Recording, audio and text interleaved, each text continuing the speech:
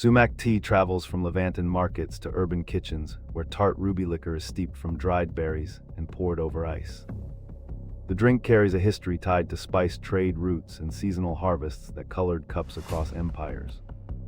Its bright acidity balances savory dishes and is often enjoyed after meals to aid digestion with a citrusy bite. Modern cafes repurpose the spice into cocktails and mocktails while preserving its authentic sour note. Have you tried this ruby tea in any corner of the world?